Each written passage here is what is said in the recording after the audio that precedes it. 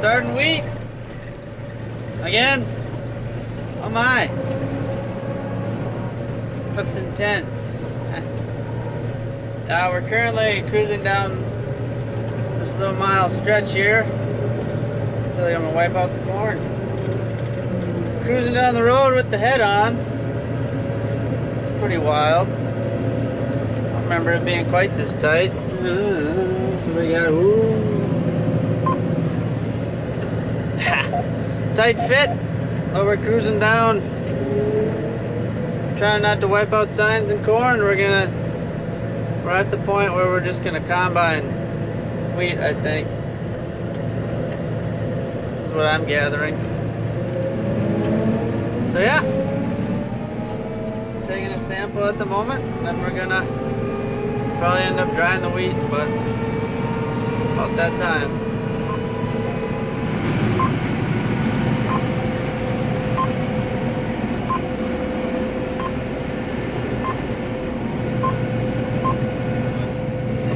It's been a slow process. The wheat's a little green, but I think we're at the point now where it's just we're gonna combine it, dry it, get it out of the field. It's that time because we gotta dig this up and seed some alfalfa in it for next year. So it's we gotta get her combined so we can get her baled and dug and drilled with alfalfa. So we're going. She's pretty pretty. Kitty cat sitting over there. Sickle broke on it the first little bit this morning. Oh, just fired her up. So we're getting 2 combines going. So we're gonna knock her out hopefully in a couple days if it goes well. So yeah, it's doing good so far. Finally got in the combine.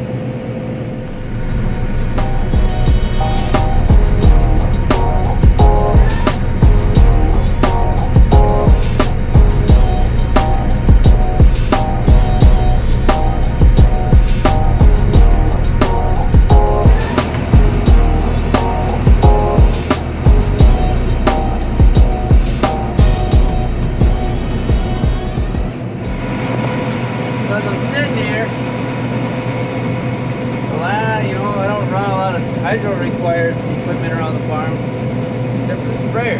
Lo and behold, the same button that would shut the boom off when we're spraying is in the same spot, same color, same button as the one that turns the auger on. And you don't know how many times I've been tempted when I've had to lift up my head that I've been tempted to hit that, you know, to shut the, thinking I'm shutting the head off so I can lift it up. But you don't have to shut the head off to lift it up. So one of these times I'm gonna dump weed on the ground. It's gonna be embarrassing. Another thing about driving combine versus sprayer is if I get many more screens in this window. Patrick's gonna dump on the truck and I'm gonna dump in the cart. Am I really 100% full? If I get many more monitors in this window, I ain't gonna be able to see the side of my head. Won't be able to see out this window. It's one thing I don't like. When I first started driving combine, all I had was the auto steer. You're just gonna take stuff Then we from me. progressed to the iPad. Now we got this. I guess we're gonna load on the Kind of go like or a what? blind spot. Like this whole thing right here. Yeah, Nice little blind spot.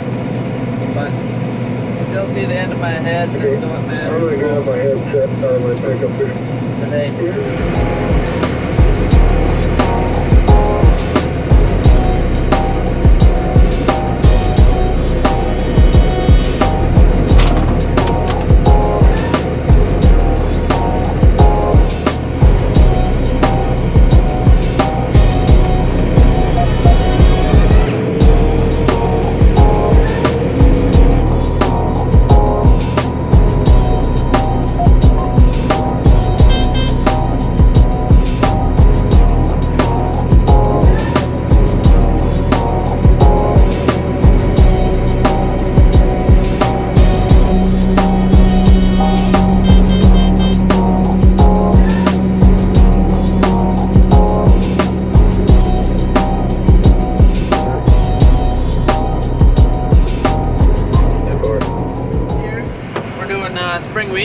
we planted it in the spring, and it grew, you know, from April to whatever, August, and you know, it turned, or it died, or whatever you want to call it, turned gold. So we harvested it.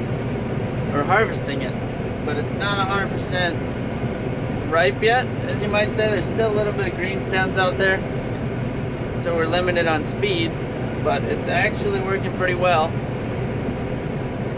Whereas last year it was winter wheat, so you plant that in the fall.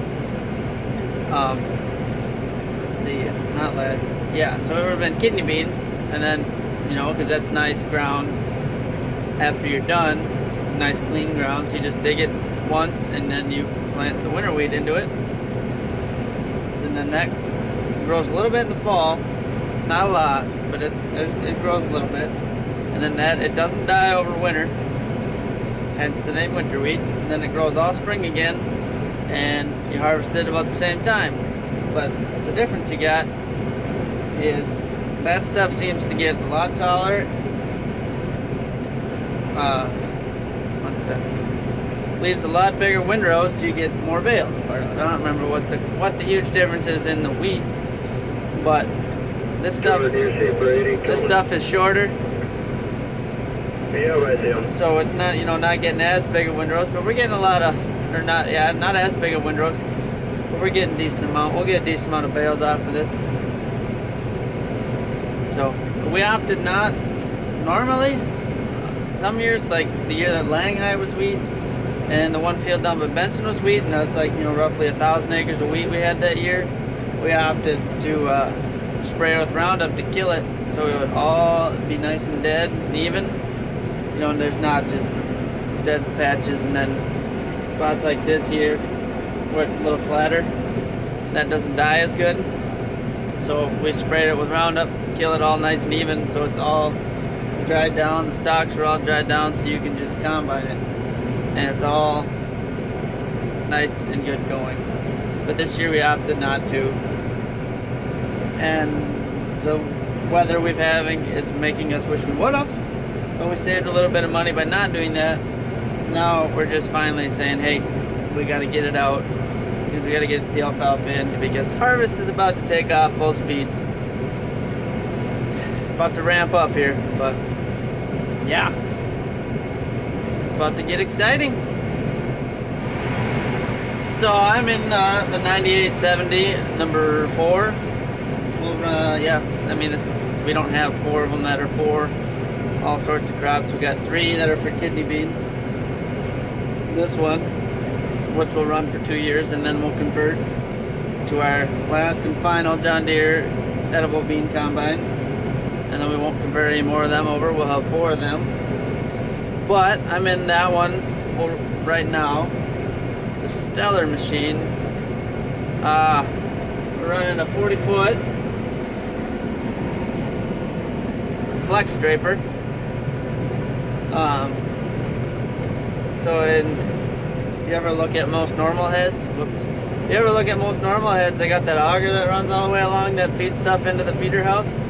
But this one's got belts that run the whole way, so it's more of like an even stream, so it's always feeding it in nice, where it's not throwing wads in like that auger. So if you just kind of watch it, it just feeds it so much nicer. It's all kind of feeding it one way. Whether, it's hard to tell whether that be stems first or heads first, it doesn't really matter. Fire, did you get empty on that? And on that other As I was just saying, that we don't like that it doesn't throw wads in, it threw a wad in. I don't really like unplugging combines. You want me to empty out? Yeah. These flex drapers are amazing. I would never ever want to run an augered head again, a normal flex head again. These flex drapers are amazing. And 40 feet, this 9870 handles 40 feet of wheat coming in just fine. It's doing really good. What do you need up front, Fire? Wheat's kind of thickish. Indians in the yard here. We need to run some out to you. This is an amazing machine. Yeah, I broke off about 5 of them steel teeth, and now it's not feeding right. So. And we got the cat running, which is having issues right now, but okay. we're trying to knock this wheat out. as fast as possible. So originally we weren't gonna run two. We were gonna stick with one, but we're trying to knock her out.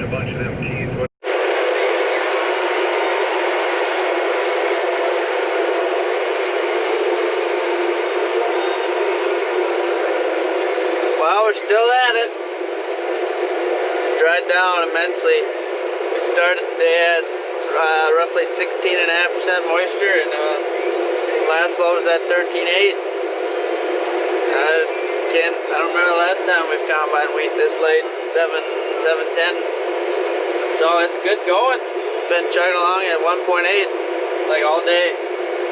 It's just, yeah, I just jinxed myself, but it's been going great all day. Yeah, couldn't ask for a better start, even though we were just in the hey, let's just get it done mood. Turning out to be a wise decision to just get her done. It's gonna take a couple days, but we'll get her done by Wednesday at least, I would say, hopefully. If there's no rain in the forecast, today and tomorrow are gonna be the best days to get her done. So if we get 80 done tonight, we got 80 tomorrow. It's gonna be a good 2 days, good start to a big run for the rest of the year. It's gonna be a big push. Well, we're coming to the close of night one here. Go look at it. Starting to wrap around the reel and slug a little bit here and there, so it's usually a good sign, or not a good sign, but it's a good sign that it's getting to be that time of the day to quit before you plug her all up. Well, got the old sign from the old father to quit, waving me down, said no more, so we're done for the day. Last dump of the day, we had to quit because the cat jammed up again. So, that's why we had to call it quits. So as we let the combine clean out here before we go empty, just want to say take the time to subscribe. We got more harvest videos coming. It's just the beginning. Give it a thumbs up if you like what you're seeing. Drop a comment. Put my Instagram name in the description. I dropped my Instagram name in the description below, so give me a follow if you want to see pictures of day-to-day stuff. Try to keep that updated as much as possible, but hang in for part 2 come tomorrow.